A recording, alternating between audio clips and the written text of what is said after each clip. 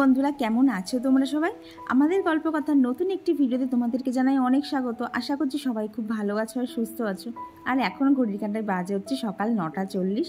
তবে চলো তোমাদেরকে সাথে নিয়ে আজকের ভিডিওটা এখান থেকে শুরু করে দিলাম। আশা করছি আজকের ভিডিওটা তোমাদের খুব ভালো লাগবে। আজকে সকালবেলা থেকে শ্যুট করতে পারিনি, কেন বলো তো? এমনিতেই তো কদিন ধরে মেঘলা চলছে, তার মধ্যে যেন সকালবেলা প্রায় ঘন্টাখানেক মতো কারেন্ট ছিল না। এইবার ভাবো তো, মেঘলা দিন, তার মধ্যে কারেন্ট নেই, কি ভিডিও শ্যুট করবো? সারা ভিডিওতে সব কিছুই অন্ধকার দেখা যাবে। তো সেই জন্যই বলতে পারো আরও শ্যুট করিনি। আর এমনিতেও না, আজকে যেহেতু বৃহস্পতিবার, সকালবেলা থেকে না কাজের খুব চাপ ছিল, মানে একটুও দাঁড়ানোর জো ছিল না। সব কিছু তাড়াতাড়ি সেরে নিয়ে ওই জন্য স্নান সেরেই তোমাদের সাথে আজকে ভিডিওটা শ্যুট করেছি। আর কি সমস্ত সকালের যা কাজ থাকে, ডাস্টিং, ক্লিনিং, বাসি কাজ সমস্ত কিছুই কমপ্লিট হয়ে গেছে। আর তারপর দেখো এখন স্নান সেরে চলে এসেছি হচ্ছে ঠাকুর ঘরে, কারণ আজকে তো বৃহস্পতিবার। আর বৃহস্পতিবারে কিন্তু পুজোটা দিতে আমাদের প্রত্যেকেরই অনেকটাই বেশি সময় লাগে। আর প্রত্যেকের বাড়িতেই কিন্তু আমরা বৃহস্পতিবারে এইভাবে লক্ষ্মীর মায়ের ঘট পেতেই পুজো দিই। তাই বলতে পারো আজকে একটুখানি দেরি করেই শুরু করলাম। আর এই দেখো, এখানে কিন্তু আমার ঘট পাতাও কমপ্লিট হয়ে গেছে। এখন বাকি যা কাজগুলো আছে সমস্ত কিছু কমপ্লিট করে আগে বৃহস্পতিবারের পুজোটা দিয়ে নেব। আর কী বলো তো, তোমরা তো জানোই বৃহস্পতিবারের পুজোটা আমি প্রত্যেক সপ্তাহেই আগে করে দিই, কারণ এই পুজোটা না রান্না বান্না সেরে সেই শেষের দিকে না পুজো দিতে ভালো লাগে না। আর তারপর এই যে রাধা মাধব আর গোপালের চরণে তুলসী আর গোপালের কপালে চন্দনের ফোঁটা দিয়ে আজকে এই পুজোটা শুরু করে দিলাম। আর কি বলো তো, আমি কতটা লক্ষ্মীমন্ত জানি না, তবে সংসারে সব কিছুর সামনে লক্ষ্মীশ্রী ধরে রাখার চেষ্টা করি, এই আর কি শাশুড়ি মা থাকলে সব কিছুই তো আমায় শিখিয়ে পড়িয়ে দিতেন।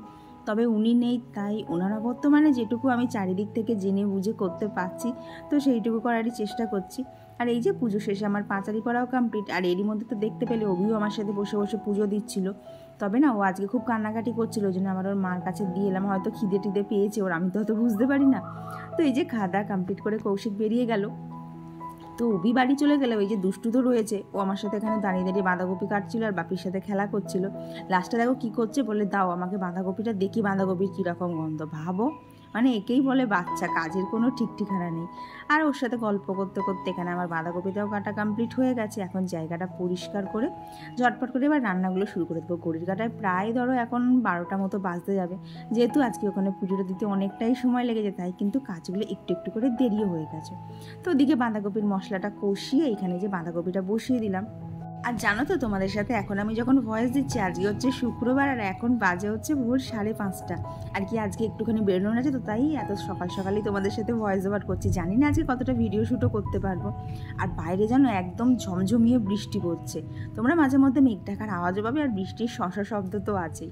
তো এই দেখো, ওদিকে বাঁধাকপিটা বসিয়ে দিয়েছি, দিয়ে এখানে একটুখানি পনির কেটে নিয়েছি। আজকে ভেবেছি পনিরটা একটু অন্যরকমভাবে করবো, তো তার জন্যই দেখো একটা বাটির মধ্যে এখানে নিয়ে নিয়েছি টক দই, সাথে পরিমাণ মতো নুন, হলুদ, আর এখানে দিয়ে দিচ্ছি একটুখানি কাশ্মীরি লঙ্কার গুঁড়ো, একটুখানি জিরের গুঁড়ো, আর একটুখানি কসুরি মেথি হাতে করে ওই ঘষে নিয়ে এর মধ্যে দিয়ে দিয়েছি।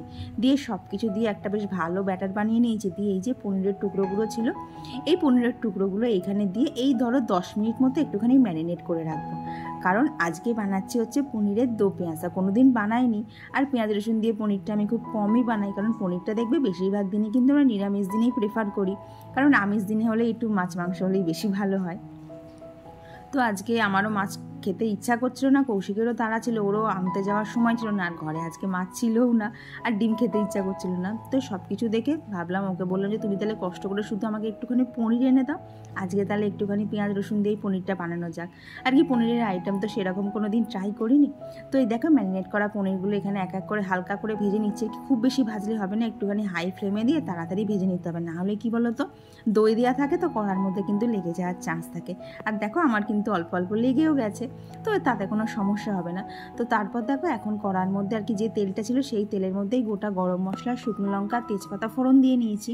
আর তারপর এখানে দিয়ে দিয়েছি হচ্ছে কুচনো পেঁয়াজ।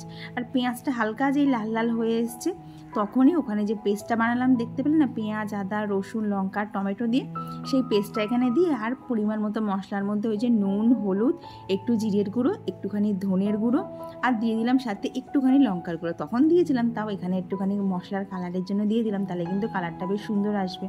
আর ওই যে ম্যারিনেট করেছিলাম বাটির মধ্যে জানো তো বেশ খানিকটা লেগেছিল, তো সেটাও জল দিয়ে এর মধ্যে দিয়ে দিলাম। দিয়ে দেখো ঢাকা দিয়ে দিয়ে ভালো করে মশলাটা কষিয়ে নিয়েছি। দিয়ে এই যে পনিরের যে টুকরোগুলো ভেজে রেখেছিলাম, সেই পনিরের টুকরোগুলো ওপর থেকে অ্যাড করে দিলাম, দিয়ে এখন একটুখানি গোলমরিচের গুঁড়ো আর এই যে পেঁয়াজগুলো কেমন করে কেটেছি বলো তো, এই চিলি চিকেনের জন্য আমরা যেভাবে কাটি না একটু বড় বড় চৌকো চৌকো করে, সেইভাবেই কেটে নিয়েছিলাম। তো সেই পেঁয়াজগুলো ওপর থেকে দিয়ে এখন এই ধরো মিনিট 5-7 মতো ঢাকা দিয়ে রেখেছিলাম। তো সেই ফাঁকে এখানে চলে এসেছি বাসনটা মাজতে। দেখেছো আজকে কত বাসন জমে গেছে, একটা বাসনও সকাল থেকে মাজা হয়নি। আর কি পুজোর ওদিকে চলে গেলে না এইসব কাজে না আর জানো তো আমি এনার্জি পাই না। মানে স্নান হয়ে গেছে, পুজো হয়ে গেছে, মানে আমার এনার্জি অর্ধেক লস হয়ে গেছে।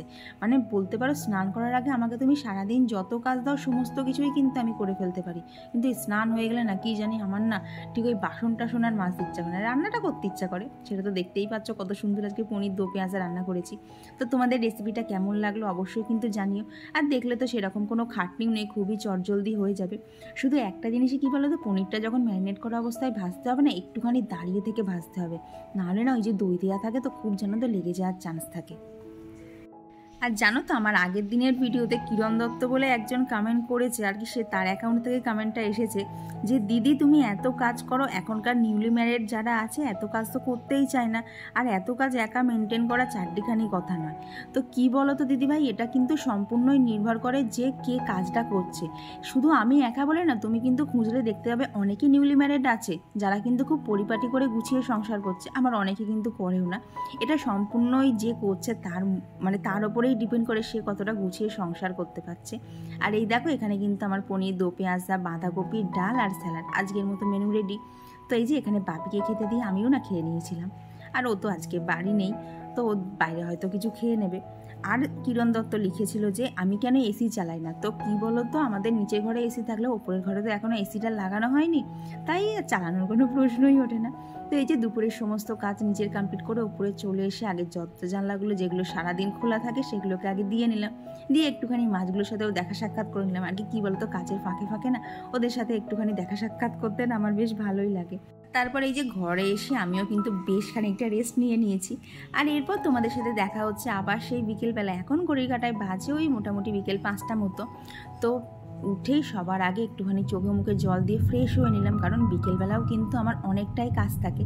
আর তোমরা অনেকেই বলো আমার বিকেলবেলার রুটিন আর কি রাতের দিকে আমার কী কী কাজ থাকে সেগুলো শেয়ার করতে। তো ভাবলাম আজকে সেই ভিডিওটাও শেয়ার করা হয়ে যায়, কারণ সকাল থেকে তো সেইভাবে ভিডিও শ্যুট কিছুই করতে পারিনি।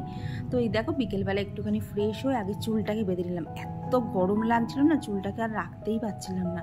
আর সারাদিন ক্লিপ বাঁধা ছিল, মাথাটাতেও যেন তো খুব ব্যথা করছিল। তো তারপরে এই যে বিছানাটা একটু হালকা করে ঝেড়ে নিচ্ছি, সেরকম কিছু আগোছালো হয়নি, কিন্তু তবুও একটা অভ্যেস তো করে নিতে ইচ্ছাই করে। আর এই যে দুপুরবেলা বসে বসে বেশ খানিকটা ভিডিও এডিটও করেছি, আবার খানিকটা একটুখানি ঘুমিয়েও নিয়েছিলাম। আর এই যে দেখলে পেজটা আর পেনটা, এটা দিয়ে কিন্তু তোমরা আমাকে যে সুন্দর সুন্দর কমেন্টগুলো করো সেগুলোই যেন একটা পেজে নোট করছিলাম, যাতে আমার ভিডিওর ভয়েস ওভার দেওয়ার সময় না সুবিধা হয়। না হলে তোমরা অনেকেই বলো যে তোমাদের নামগুলো বাদ চলে গেছে, সরি গো, কী বলবো, এইটুকু ছোট ভিডিওর মধ্যে এতজনের নাম নেওয়া, তারপর তোমাদের সাথে অনেক মনের কথা শেয়ার করা, সবটা না একটা ভিডিওর মধ্যে হয়ে ওঠে না। তাও যতটুকু সম্ভব হয় তোমাদের সাথে শেয়ার করি। তাহলে চলো এই কাজগুলো করতে করতে তোমাদের সাথে বেশ কিছু কমেন্টও শেয়ার করে নেওয়া যাক। আর আমার আগের দিনের ভিডিওতে কমেন্ট করেছিল হচ্ছে Banani Kolai, all is well থেকে সাবিনা দিদিভাই, তানিয়া খান দিদিভাই, মধু SMB, পুষ্পা জয়সওয়ারি ব্লগ, সুপর্ণা কর্মকার, শুভঙ্কর 2206, ফাল্গুনী সরকার দিদিভাই, Poly Chowdhury, expose with Rimpa, Shampa De, Susmita Kundu, simple housewife Falguni Sarkar, Pampa Sarkar, Sonali Saha, Tumpa Gorai দিদিভাই, পিয়াসা, সিম্পল শম্পা ব্লগ, শুভজিৎ মণ্ডল, রং বেরং, রিকা ব্যানার্জি দিদিভাই, সুস্মিতা দাস দিদিভাই, JP creation blog, Paromita Pal, Purnima Sarkar, Pompi সরকার, সুমিস ওয়ার্ল্ড ফ্রেম, জ্যোতি নাগ, সিপ্রাস, সিম্পল লাইফস্টাইল। তো তোমাদেরকে জানাই অসংখ্য ধন্যবাদ, এইভাবেই তোমরা আমার পাশে থেকো। আর এই যে ছাদে এসে সকাল বিকেলের যা কাজ থাকে সেগুলোই শুরু করে দিয়েছি। তো প্রথমেই থাকে জামা কাপড় তোলা, তারপরে এই গাছের গোড়ায় যে আগাছাগুলো হয় সেগুলোও বেশ কিছুটা করে তুলে দিই। আর দেখেছো আকাশে কীরকম মেঘলা হয়ে রয়েছে, কি জানি রাতের দিকে বৃষ্টি হবে কিনা। তবে যেরকম একটা ভ্যাপসা গরম আছে না, মনে হচ্ছে যেন রাতের দিকে একটুখানি হলেও বৃষ্টি যেন তো হতে পারে। আর দেখো এইদিকে এই যে গাছে জল দেওয়া কমপ্লিট করে কালকে যে পেঁপের বীজগুলো ভিজিয়ে রেখেছিলাম সেটা তো কালকে বিকেলে দিতে ভুলে গেছিলাম, তাই আজকে বিকেলে চলে এসেছি গাছের গোড়ায় আর কি এই টবটাতেই দিয়ে দিলাম। দেখি চারা বেরোয় কিনা, বেরোলে তো অবশ্যই তোমাদের সাথে শেয়ার করব। আর দেখো এইদিকে কিন্তু উচ্ছে গাছটাও কি সুন্দর বৃষ্টির জল পেয়ে তাড়াতাড়ি বাড়ছে না, তো গাছ তো বাড়ছে, উচ্ছে কতটা হবে জানি না।